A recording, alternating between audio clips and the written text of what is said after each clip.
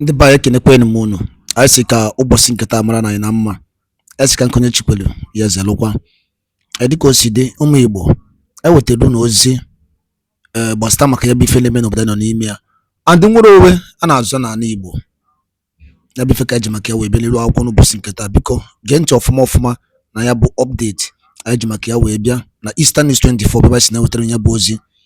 Ozi a bụ according to the Biafran activist wetara ya, and as he quote, breaking news. United States of Biafra, the art.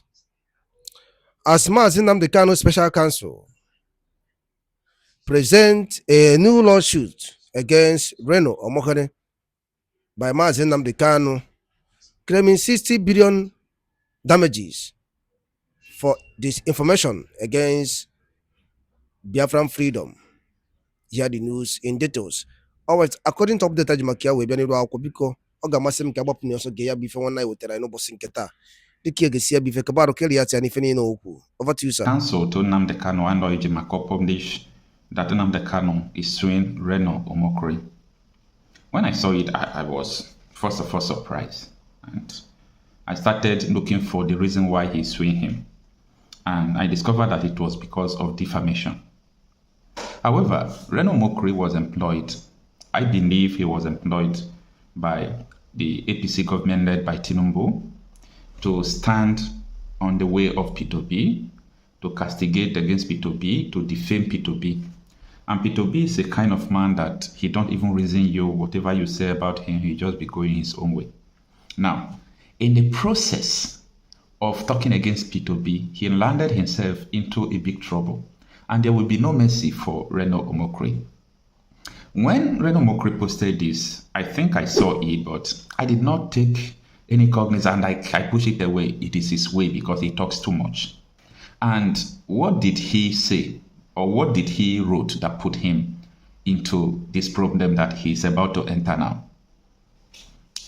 When P2B went to Seun Okibandoye's, interview, and after the interview, Reno Omokri posted something on Twitter, and this is what he posted. I hope Mutanen Arawa watched the preview of P2B's interview with Seun Okibandoye on Chinese television, where he was asked if he still believed that Nnamdi Kanu deserved a political solution that will lead to his freedom, to which he responded that Nnamdi Kanu's detention and trial does not make sense to him. What does that tell you? Do you know how many Nigerian soldiers, police officers, custom immigration, and prison officers, as well as NSCDC servicemen and women have been killed by IPOB, ESN, and unknown gunmen in the southeast, of which the majority have been from the northern Nigeria? Arewa do not, because of anger over President Tinubu's necessary reforms, give power to a man who believes in things that could lead to the end of Nigeria as one indivisible united nation under God. Table shaker. The target was not Nnamdi Kanu. The target was not IPOB. The target was to Peter Obi, but he landed himself into trouble. There is no court in Nigeria that have said that IPOB killed.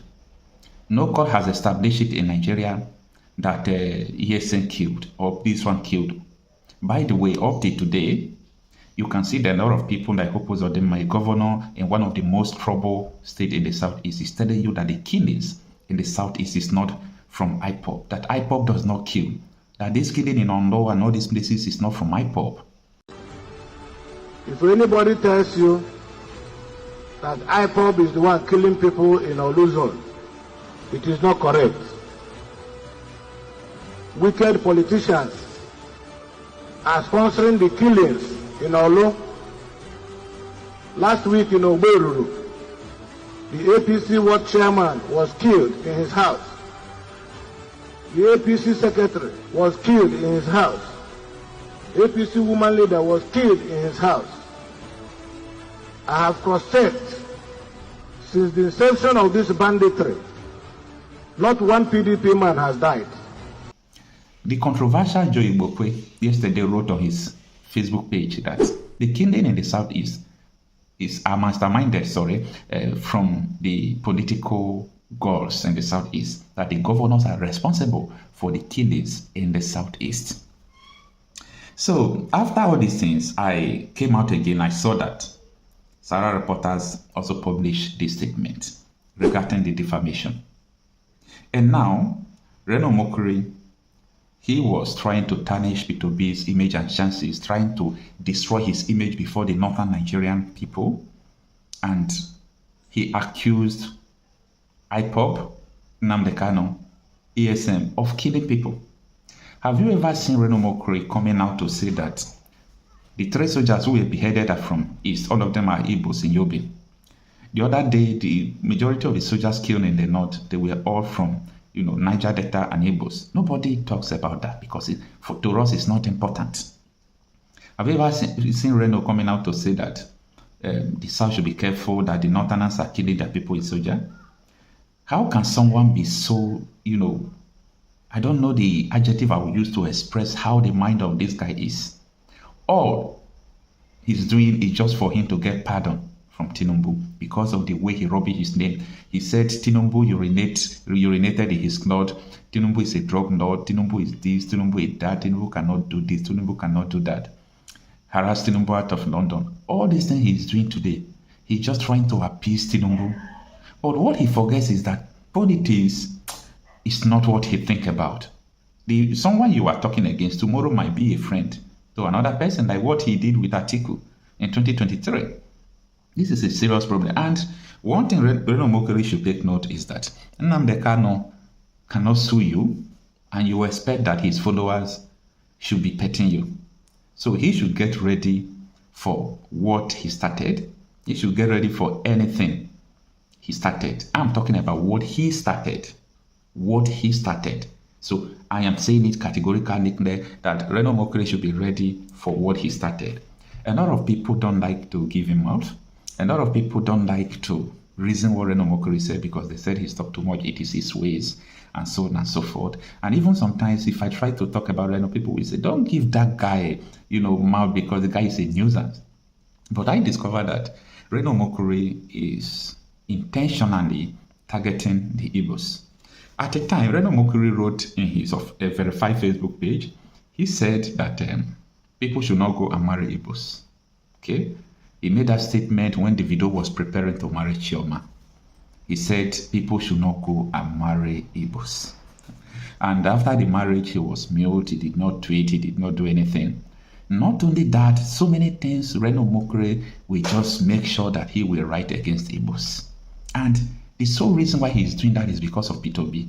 And neither N60B nor the Southeast governors, none of them are challenging him. Nobody talks to him. Maybe they feel that Reno is a boy and he remains a boy. He's a data boy. No matter what he said, no matter what he does, people always know that this guy is a data boy. So a data boy is a hustler who will make sure that he will remain, in fame because he eats with fame, he eats with trouble. I know that could be the reason why a lot of people are just keeping quiet.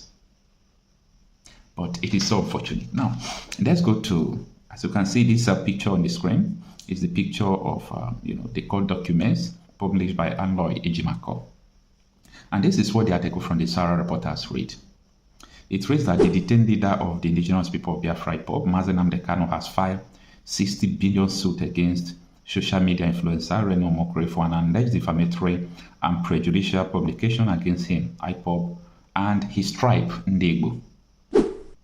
The suit, which commenced by writ of summons under Order 3, Rule 3 of the Enugu State High Court, in between Nnamdi Kanu, suing for himself and on behalf of the indigenous people of Biafra as plaintiff and Reno Omokri as the defendant. Kanu, in a statement of fact, avowed that the plaintiff himself is a well-known public figure and the leader of the indigenous people of Biafra IPOB, an organization advocating for the self-determination of the East people within the contraction Nigeria, He informed the court that on or about 6/7/2025, that is the 6th day of July 2025, the defendant, that is Reno Omokri, published or accused, will be published in his verified Twitter from X, formerly Twitter account, and the link to that Twitter account was embedded in this article, of which I checked it, and that was where I read what I read to you from the beginning of this video. So it's a certain statement concerning the plaintiff, falsely alleging that the plaintiff and IPOB were responsible for the killing of soldiers, police officers, and other security personnel, as well as acts of violence attributed to the so-called unknown gunmen. The said publication is reproduced below in its original nature.